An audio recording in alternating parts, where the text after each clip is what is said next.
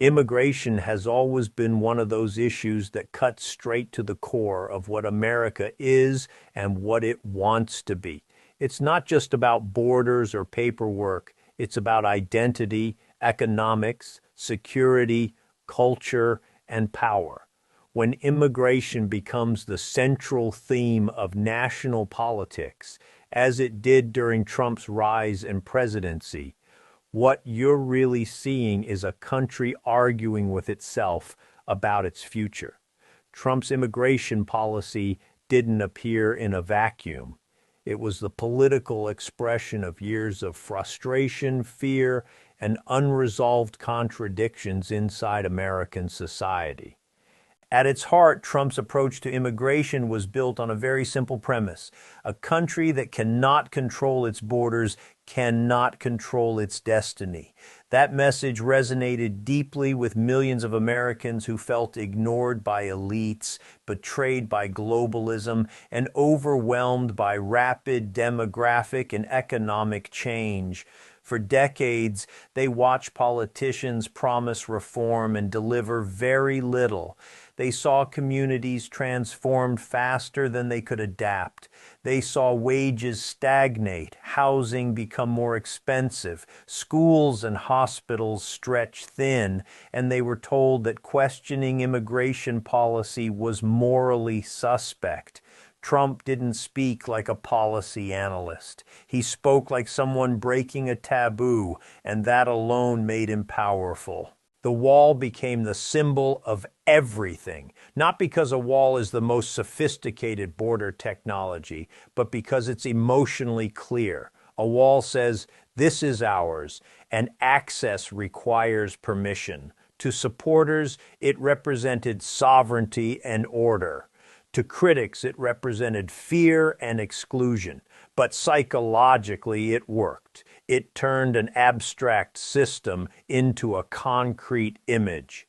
For Americans who felt the country was slipping out of control, the wall felt like taking the wheel again. From a policy perspective, Trump's immigration agenda had several pillars: physical border enforcement, stricter asylum rules, reductions in both legal and illegal immigration, aggressive deportations, and a shift toward merit-based systems.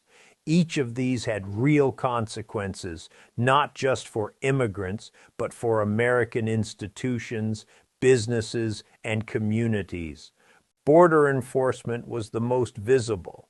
Under Trump, the U.S. dramatically increased resources for Border Patrol and ICE. Family separation became the most controversial aspect. The logic behind it was deterrence. If crossing illegally leads to painful consequences, fewer people will try. In cold strategic terms, this is classic state behavior. Governments throughout history have used harsh policies to discourage mass movement.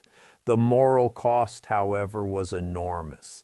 Images of children in detention centers damaged America's global reputation and deeply divided the country internally.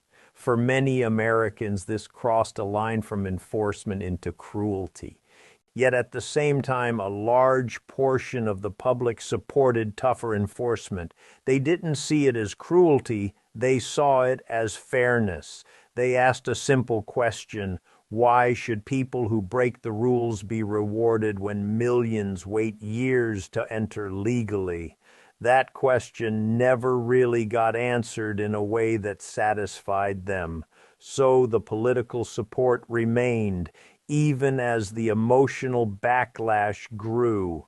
On asylum, Trump fundamentally changed the system. Historically, asylum was a humanitarian channel designed for people fleeing persecution.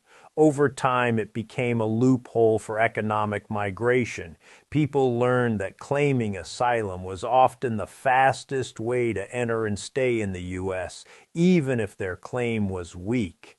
Trump tried to close that door by forcing asylum seekers to wait outside the country, limiting what qualified as a legitimate claim and speeding up deportations. From a legal standpoint, This was an attempt to restore the original purpose of asylum. From a human standpoint, it created massive camps, uncertainty, and suffering on the border. This is where the deeper contradiction appears. The U.S. economy has relied on immigration for generations. Agriculture, construction, hospitality, healthcare, and tech all depend on immigrant labor, both legal and illegal. At the same time, the political system has failed to modernize immigration law to match economic reality. So Trump tried to enforce a system that everyone quietly knew was broken. He was applying pressure to a structure that had been patched together with hypocrisy for decades. Legal immigration also became a target. Trump reduced refugee admissions to historic lows. He restricted visas from certain countries. He made family-based immigration harder and pushed for a system that prioritized education, skills, and income. This reflected a broader ideological shift. Immigration should serve the state, not the individual. In other words, America should choose immigrants the way companies choose employees. For many Americans, this made sense. Why not select people who contribute more economically? Why prioritize distant relatives over engineers, doctors, and entrepreneurs? But this approach also ignored a fundamental truth about American history. The country was built not just by elites, but by masses of poor, unskilled people who became productive over time. The strength of America was not that it filtered perfectly, but that it absorbed imperfectly and transformed people. Trump's policy leaned toward efficiency over idealism. It treated immigration as an economic input and a security risk, not as a civilizational story. That made it appealing to voters who wanted results, but it also stripped away much of the emotional and moral language that once surrounded the American dream. Deportations increased, though not as dramatically as rhetoric suggested. What changed more than numbers was tone. Immigration enforcement became openly confrontational. ICE raids were publicized. Sanctuary cities were threatened with funding cuts. The message was clear: the federal government is back in charge. This restored a sense of authority that had been missing, but it also created fear in communities that had lived in legal gray zones for years.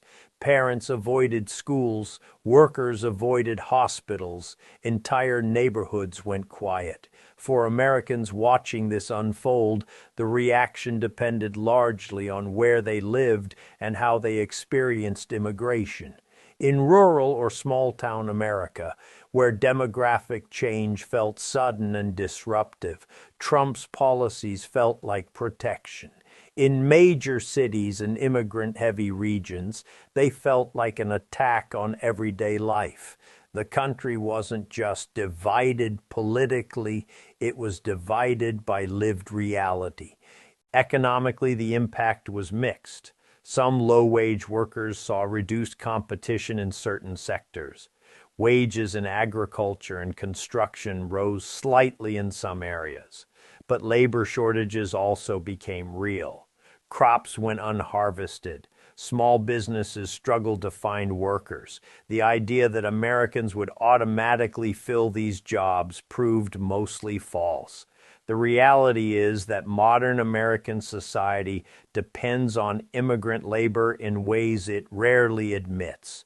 This exposed one of the biggest illusions in immigration politics: that you can dramatically reduce immigration without changing the economic model. You can't. If you want fewer immigrants, you need higher automation, higher wages, higher prices, and slower growth. Trump offered enforcement without fully confronting those trade-offs. Politically, that made sense. Economically, it created friction. National security was another major justification. Trump framed immigration as a threat vector: criminals, terrorists, gangs, drugs. While statistically, immigrants commit fewer crimes than native-born Americans, the symbolic power of a single violent incident is enormous. MS-13 became a political symbol. Fentanyl became an immigration talking point. The border became associated with danger rather than opportunity. This narrative reshaped public perception. Immigration was no longer primarily about opportunity and growth. It became about risk management. That shift alone is one of Trump's most lasting legacies. Even after his presidency, both parties now talk about immigration in more security-oriented terms. The moral language has changed permanently. Internationally, Trump's immigration policy damaged America's soft power. The U.S. was once seen as the ultimate destination, a place that welcomed ambition. Under Trump, it became more defensive, more closed, more transactional. Students went elsewhere. Skilled workers looked to Canada and Europe. Refugees stopped seeing the U.S. as a first option. This doesn't destroy American influence overnight, but it slowly erodes its cultural magnetism. And yet, domestically, Trump's immigration policy restored something many Americans felt they had lost: the sense that the government actually enforces laws.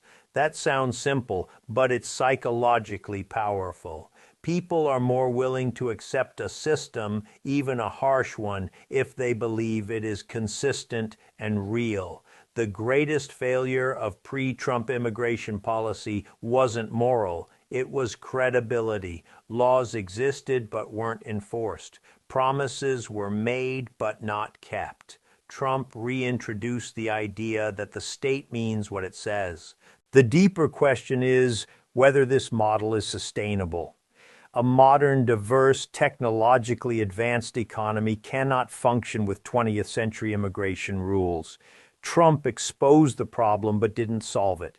He used pressure where reform was needed. He treated symptoms more than causes. For Americans, the long-term impact is complex. Immigration will remain more restrictive than it was before Trump, regardless of who is in office. The political center has shifted. At the same time, the economic demand for immigrants hasn't disappeared. So the country is likely to live in permanent tension: tighter borders, but constant labor shortages; stronger enforcement, but ongoing illegal flows; louder rhetoric, but incomplete solutions. Trump's immigration policy wasn't just a set of rules, it was a cultural earthquake. It forced Americans to confront questions they had avoided for decades. Who belongs? Who decides? What is fairness? What is compassion? What is national interest? Those questions don't have clean answers. They never did. In a way, Trump didn't change America as much as he revealed it. He showed that beneath the language of diversity and openness, there was deep anxiety about identity and control. He showed that economic globalization had political limits. He showed that moral ideals collapse when people feel insecure. For supporters, Trump restored sovereignty. For critics, he damaged America's soul. The truth is more uncomfortable. He revealed that America itself is divided between those two instincts: the desire to be a nation of laws and the desire to be a nation of immigrants. Those two ideas are not always compatible. And that is why immigration remains the most explosive issue in American politics. It's not about walls or visas. It's about what kind of country Americans want to live in when the world becomes more crowded, more mobile, more unstable, and more competitive. Trump's immigration policy didn't end that debate. It ensured that the debate will define American politics for decades to come.